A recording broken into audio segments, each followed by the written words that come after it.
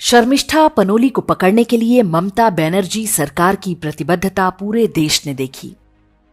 Kolkata police पूरे लाव लश्कर के साथ हजारों किलोमीटर दूर गुरुग्राम से 18-19 वर्ष की एक लड़की को उठाकर अपने साथ ले गई।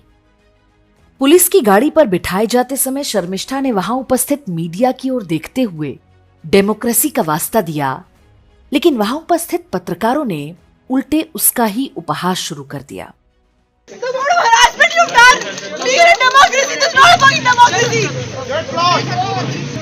बोलने का सोचने नहीं, और डेमोक्रेसी नहीं है, डेमोक्रेसी बता दो इसको, डेमोक्रेसी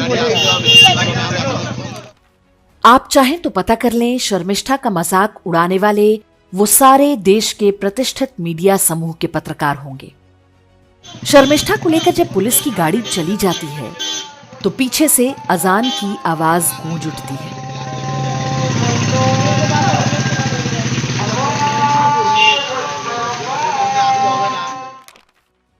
अल्लाहु अकबर, अर्थात अल्लाह ही एकमात्र ईश्वर है। यह एक प्रतीकात्मक संयोग है। भारत का पूरा शासन, न्यायतंत्र और मीडिया यही मानता है कि अल्लाह ही सबसे ग्रेट है। जो हिंदू स्वयं को सेकुलर बताते हैं वे भी ऐसा ही मानते हैं। यह हाल केवल बंगाल का ही नहीं, देश का कोई भी राज्य, कोई भी शहर हो सकता है। आए दिन कांग्रेस या उसकी विचारधारा वाली सरकारों की पुलिस किसी भी नागरिक को उठाकर ले जाती है केवल इसलिए क्योंकि उसने अल्लाह की शान में गुस्ताखी कर दी। ये कानूनी सुरक्षा केवल अल्लाह के लिए है।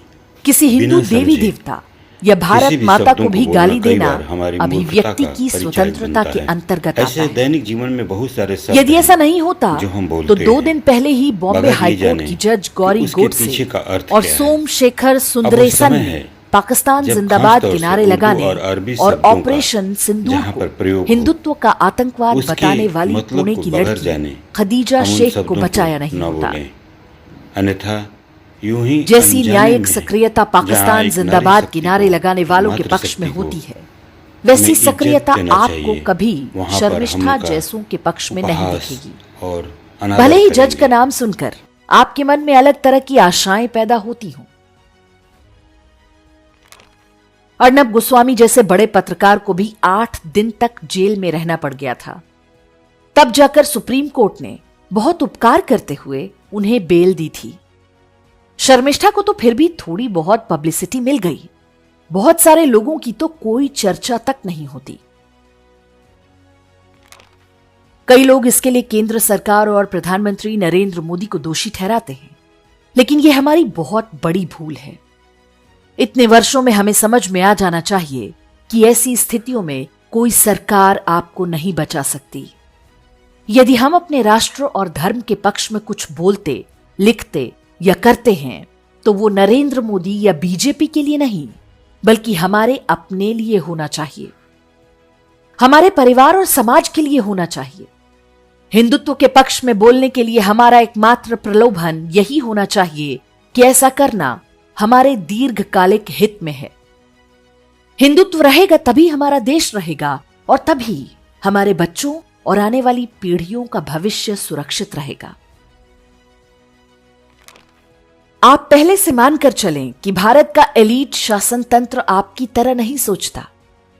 जो बड़े बड़े नेता, राजनीतिक खानदान, व्यापारी, अधिकारी और जज हैं, आपकी तरह उनके लिए यह देश एकमात्र या अंतिम विकल्प नहीं है। बहुतों ने भारत के बाहर अन्य देशों में संपत्ति ले रखी है। अधिकांश अपने बच्चों को पहले ही विदेशों में सेटल करा चुके हैं। भारत का हिंदू भविष्य उनके लिए जीवन मरण का प्रश्न नहीं है। इसलिए बिना सोचे समझे कुछ भी ना बोलें। यह आशा ना करें कि नरेंद्र मोदी 24 घंटे आपकी रखवाली करेंगे।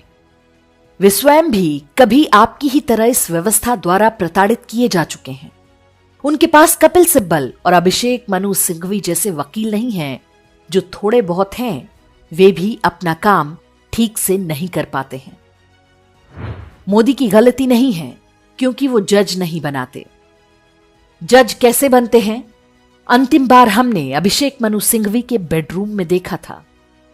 कोई आश्चर्य नहीं कि अब भी वैसा ही चल रहा हो। ऐसे में समझदारी इसी में है कि उतना ही पांव पसारें जितनी चादर है, उतना ही रायता फैलाएं जितना स्वयं और अपने 2-4 शुभचिंतकों की सहायता से समेट सकते हो। देश और धर्म की रक्षा के लिए काम करना आवश्यक है, लेकिन यह काम अति उत्साह से नहीं बल्कि समझदारी से ही हो सकता है। शत्रु आपसे अधिक शक्तिशाली और शातिर है। यदि आपको लगता है कि आपने वोट देकर अपनी सरकार चुन ली है, अब आप कुछ भी बोलने के लिए स्वतंत्र हैं, तो वो आपकी भूल है। सत्ता इस संघर्ष की पहली सीढ़ी मात्र थी। असली संघर्ष अभी आगे है। हम युद्ध के बीच में हैं, इसलिए सावधानी आवश्यक है। अपनी हेलमेट ना उतारें और बिना कारण बंकर से बाहर ना निकलें। शत्रु निशाना साधे तैयार बैठा है।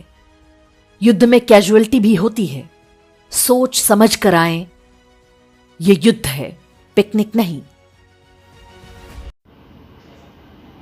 मैं कह सकता हूँ कि हिंदुस्तान के अंदर एक समुदाय जिसे हिंदू कहते हैं, उसे आज के हिंदुस्तान में सुप्रीम कोर्ट, हाई कोर्ट, पूरे न्यायतंत्र से भरोसा उठ चुका है।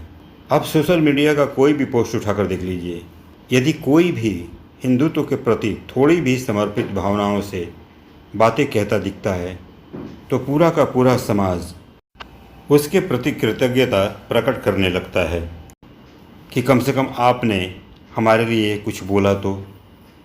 इस स्तर तक इस देश के अंदर हिंदू आस्थाओं को, उनकी भावनाओं को कुचला जा चुका है और इसमें कीर्तिमान स्थापित कर रही हैं आज के न्यायालय।